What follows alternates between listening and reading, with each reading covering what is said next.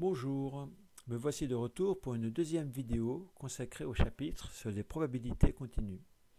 Si vous ne l'avez pas fait, je vous conseille évidemment de visionner la première partie consacrée en fait à deux activités. Un petit rappel de ce que nous avons fait. Donc nous avons vu une première activité dans laquelle nous avons vu qu'il était possible de définir des univers qui contiennent une infinité d'issues possibles. Ensuite, sur un deuxième exemple que je vais vous montrer maintenant, voilà, nous avons défini une variable qui prenait une infinité de valeurs entre 0 et 1 et nous lui avons associé une courbe afin de pouvoir calculer des probabilités liées à la variable en s'aidant d'une nerf sur la courbe. Donc je ne reviens pas évidemment sur ces activités. Il s'agit maintenant en fait de généraliser les notions qu'on a rencontrées lors de ces deux activités. Alors, si vous ouvrez votre cours, il se présente sous cette forme-là. Et en fait, les deux notions importantes que nous avons mis en évidence dans les deux activités sont celles qui concernent les variables aléatoires et les fonctions de densité. Alors, un petit rappel sur les variables aléatoires. On a déjà rencontré le cas des variables aléatoires qu'on appelle discrètes. C'est le cas où x prend une valeur, un nombre fini de valeurs, et dans ce cas-là, on dit que la variable est discrète. Nous avons appris à faire un certain nombre de choses dessus, calculer l'espérance, calculer les probabilités, etc. Ici, x peut prendre une infinité de valeurs, notamment toutes les valeurs, tous les nombres réels dans un intervalle. Et dans ce cas-là, on dit qu'elle est continue. Voilà. Donc c'est ce deuxième cas que nous allons étudier dans la suite de ce chapitre.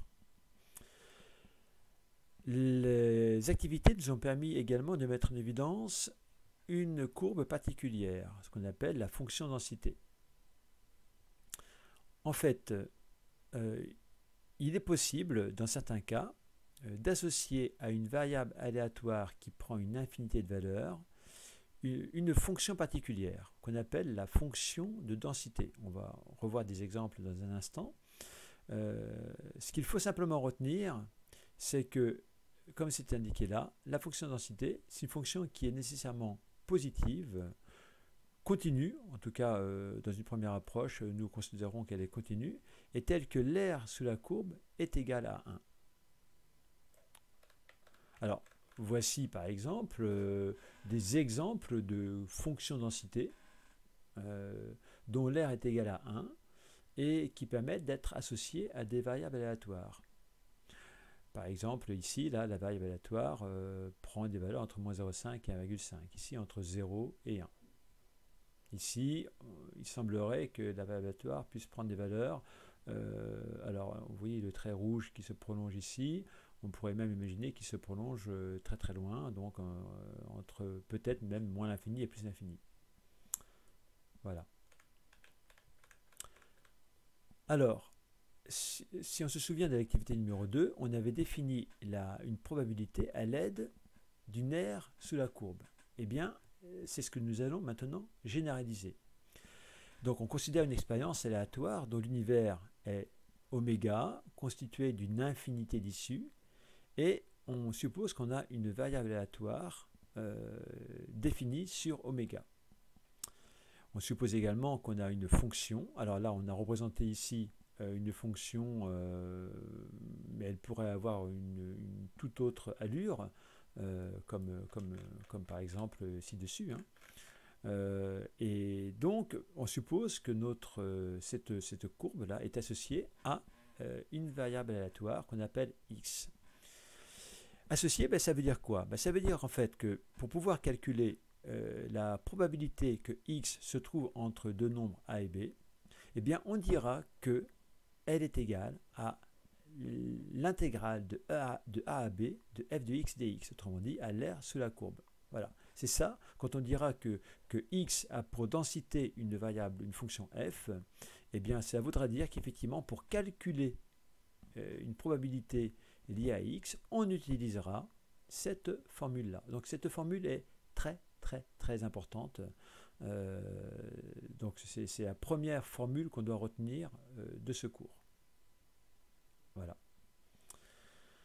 Alors, allons un petit peu plus loin. Évidemment, si je calcule la probabilité que x soit entre a et a, autrement dit, la probabilité que x soit égal à a, comme c'est indiqué là, il est clair qu'elle est égale à l'intégrale de a à a de f de x dx. Autrement dit, si imaginez que a et b désignent le même nombre a, l'aire devient nulle, et donc la probabilité que x soit égal à a est donc égale à 0. Si vous vous souvenez de ce qu'on a vu dans les activités 1 et 2, on a rencontré justement ce cas-là, et j'avais dit d'ailleurs que c'est caractéristique, enfin en tout cas c'est un élément, une propriété que l'on rencontre lorsque l'on calcule des probabilités continues. La probabilité que x soit égal à une valeur est égale à 0, c'est normal puisqu'en fait ça représente une aire nulle. Voilà. Alors, autre chose à souligner, vous voyez qu'ici on a mis x entre a et b, on a mis des inégalités larges. On a mis a inférieur ou égal à b et a inférieur ou égal à x et x inférieur ou égal à b. Eh bien en fait, si au lieu de mettre des inégalités larges, je mets par exemple ici x strictement inférieur à b, ou bien ici a strictement inférieur à x, ou encore x strictement compris entre a et b, en fait, on obtient le même résultat. Toutes les probas qui sont là sont égales. C'est normal, puisqu'en fait, la probabilité que x soit égal à a est nulle. Autrement dit, je pourrais dire que la probabilité que x soit entre a et b au sens large, c'est la probabilité que x soit entre a et b au sens strict, plus la probabilité que x soit égal à a, mais comme cette probabilité est nulle, ça ne change rien, plus la probabilité que x est égal à b, mais là encore, cette probabilité étant nulle, ça ne change rien. Voilà. Donc là, on a abordé donc ces deux nouvelles notions, de nouvelles notions. En tout cas, la notion principalement nouvelle, c'est celle de densité, et on a rappelé ce qu'était une variable aléatoire, et notamment ce qu'on appelait une variable aléatoire continue. Voilà. Alors, en fait, pour poursuivre un petit peu ce qu'on est en train de dire, vous voyez ici, là, on a trois fonctions qui font office de fonctions densité. En fait, n'importe quelle fonction qui vérifie certaines conditions, dont le fait d'être positive et d'avoir une aire sur la courbe égale à 1, donc n'importe quelle fonction de ce type, peut être utilisée pour être associée à une variable aléatoire et ensuite faire des calculs de probabilité. Mais en général, ça n'a aucun intérêt. En dehors peut-être du fait de faire des calculs mathématiques, mais on est d'accord que ce n'est pas d'un grand intérêt pour vous.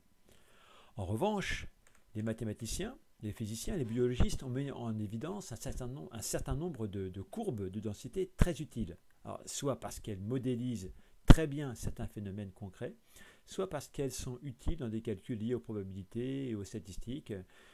Mais évidemment, là, on dépasse largement le cadre du cours. Alors, pour le plaisir, on peut voir ensemble quelques cas utiles, enfin quelques courbes utiles, voilà, très utiles en tout cas pour les mathématiciens. Voilà, donc sous vos yeux là par exemple vous avez ce qu'on appelle la loi gamma. Hein, alors vous voyez que on peut là s'affiche la probabilité en fonction des valeurs prises par x. Hein. Voici un autre exemple. Ici, si par exemple je prends la loi chi carré, voilà, chi carré, chi 2, ce qu'on appelle plutôt la loi chi 2.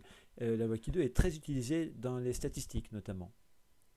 D'autres lois, comme la loi de Cauchy, utilisée je crois par les physiciens, en spectrographie. La loi exponentielle. C'est une loi très utile qui modélise la durée de vie de certains phénomènes qu'on dit sans mémoire ou sans vieillissement. D'accord?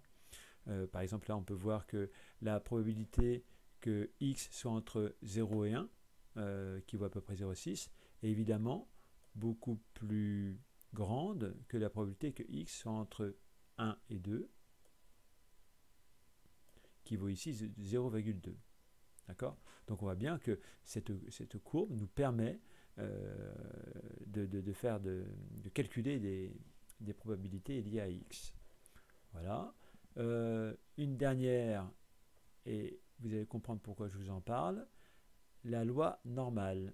Alors cette loi, c'est une loi très très importante.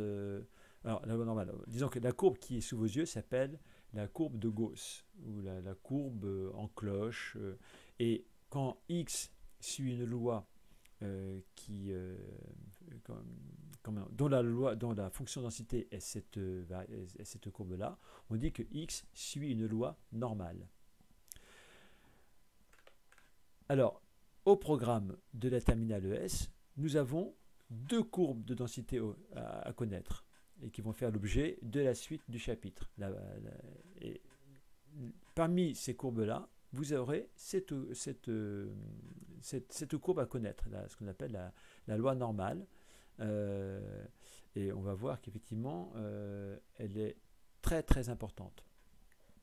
Il y a une deuxième loi qui ne figure pas ici, parce qu'en fait elle est tellement simple, on va dire, qu'elle ne figure pas parmi les lois données par GeoGebra.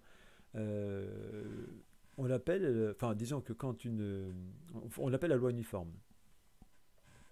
Voilà. Bien, ça termine en fait cette deuxième partie du cours. Dans la troisième partie, on va donc aborder d'abord la loi uniforme, puis dans une quatrième partie, la loi normale. Merci de votre écoute.